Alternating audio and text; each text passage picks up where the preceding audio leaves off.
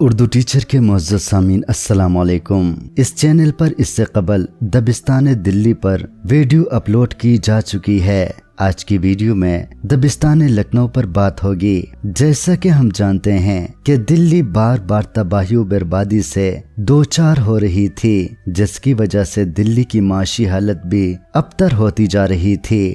دلی کا ہر فرد اس تباہی سے متاثر ہو رہا تھا۔ شعراء و ادباء بھی اس تباہی سے تباہ حال ہو گئے، جبکہ دلی کے مقابلے میں اگر لکھنؤ کی بات کی جائے تو لکھنؤ ایک خوشحال علاقہ تھا۔ کسی بھی علاقے کے سیاسی، معاشی، معاشرتی، ثقافتی اور سماجی حالات اس علاقے کے ادب کی تشکیل و ساخت پر نمایاں کردار ادا کرتے ہیں۔ جبکہ کسی علاقے کا ادب کا جائزہ لیا جائے تو اس علاقے کے حالات کی عکاسی نظر آتی ہے۔ شاعر معاشرے کا ایک حصہ ہوتا ہے اور معاشرے کے حالات سے براہ راست متاثر ہوتا ہے، اس لیے ان کی شاعری میں معاشرے کی بھرپور عکاسی ہوتی ہے۔ دبستان لکھنؤ کا جائزہ لیا جائے تو یہ دبستان دو تہذیبی انتہاؤں کے درمیان پروان چڑھا۔ اول یہ کہ سلطنت دلی کے بھوکے ننگے شاعر، ادیب اور علماء نے لکھنؤ کا رخ اختیار کیا اور یہاں کی عیش کوشی میں گم ہو گئے۔ تاہم کہیں کہیں ان کے ہاں داخلیت کا پہلو بھی موجود ہے اور حالات کی نشاندہی بھی ملتی ہے۔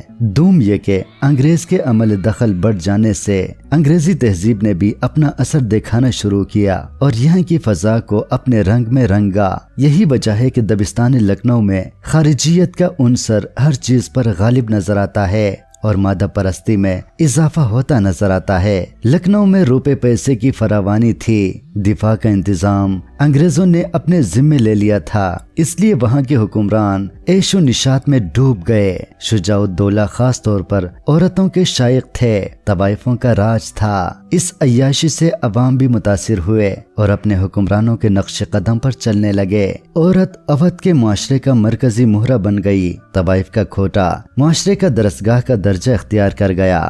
بڑے بڑے لوگ اپنے بچوں کو تعلیم و تربیت کے لیے کوٹھے کے در و دیوار کو سجدہ کرتے نظر آئے۔ یہی وجہ ہے کہ شاعری میں بھی فحاشی و عریانی جھلکتی نظر آتی ہے، جیسا کہ دیکھی شب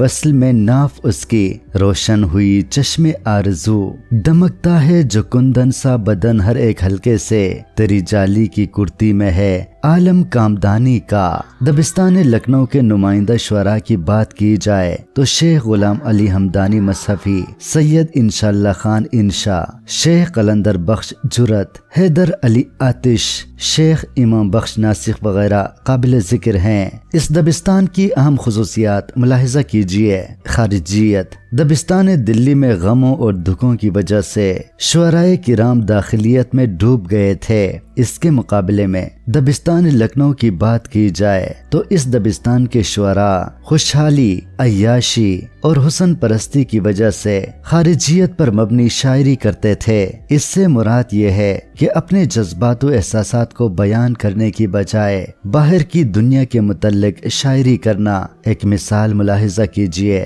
بوسہ لیتی ہے تیرے پالے کی مچھلی اے صنم، ہے ہمارے دل میں عالم ماہی بے آب۔ معاملہ بندی سے مراد عاشق اور معشوق کے درمیان پیش آنے والے واقعات بیان کرنے کے ہیں۔ چونکہ لکھنوی معاشرے میں عیاشی، حسن پرستی، عشق و معاشقہ اور طوائف کا اثر رسوخ انتہا کو پہنچ چکا تھا، اس لیے عام لوگ بھی معاملہ بندی کے اشعار پسند کرتے تھے اور شاعر بھی بے باکی کے ساتھ معاملہ بندی کے اشعار لکھتے نظر آتے تھے۔ مثال دیکھیے، کچھ اشارہ جو کیا ہم نے ملاقات کے وقت، ٹال کر کہنے لگا دن ہے ابھی رات کے وقت۔ رعایت لفظی سے مراد سادگی کی بجائے تصنع اور بناوٹ سے کام لینا اور الفاظ کے ساتھ کھیلنا ہے، جس سے نئے اور دلچسپ مفاہیم پیدا ہو جائیں۔ دبستان لکھنؤ میں رعایت لفظی بھی عام تھی، جیسا کہ ہم جانتے ہیں کہ دبستان دلی میں جو شاعری تخلیق ہوتی تھی وہ واقعیت اور صداقت پر مبنی تھی، تصنع سے پاک تھا۔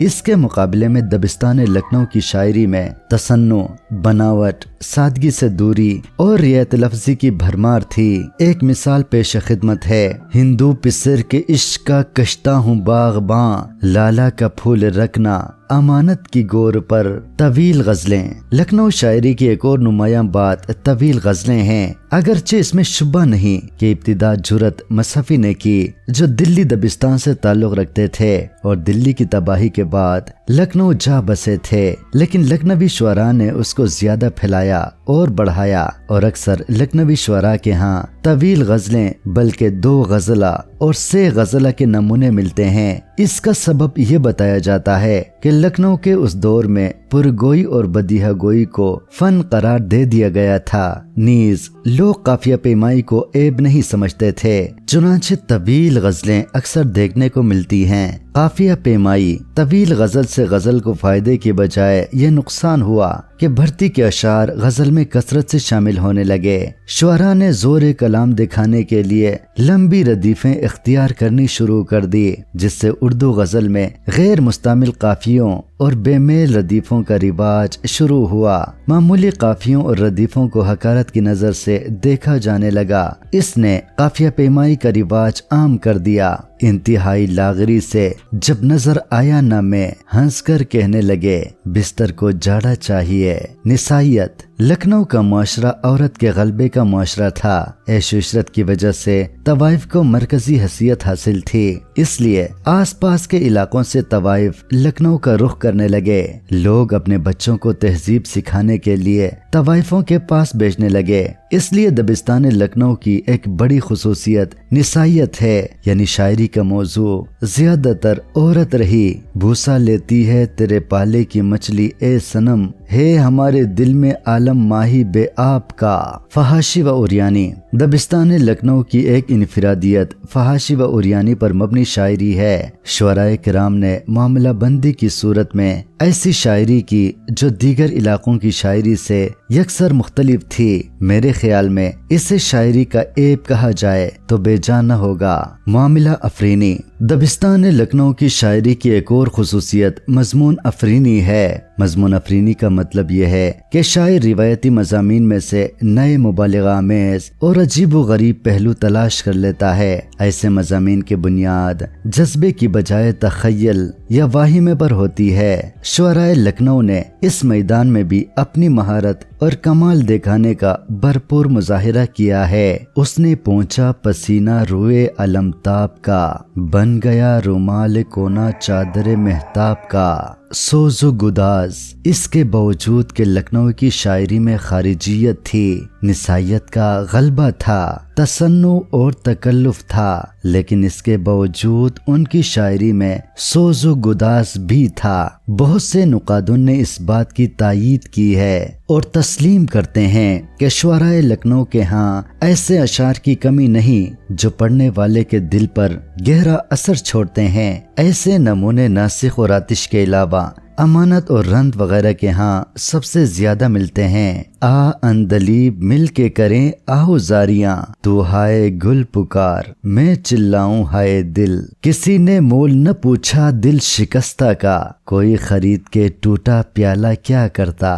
اردو ادب میں دونوں دبستانوں کی اپنے حوالے سے ایک خاص اہمیت ہے۔ دبستان لکھنؤ نے موضوعات کی بجائے زبان کے حوالے سے اردو ادب کی بہت خدمت کی، اور ناسخ کی اصلاح زبان کی تحریک نے اردو زبان کو قواعد و ضوابط کے حوالے سے بہت زیادہ ترقی دی، جبکہ دبستان لکھنؤ کا اثر دلی کے آخری دور کے شعراء جیسے غالب، مومن اور ذوق پر بھی نمایاں ہے۔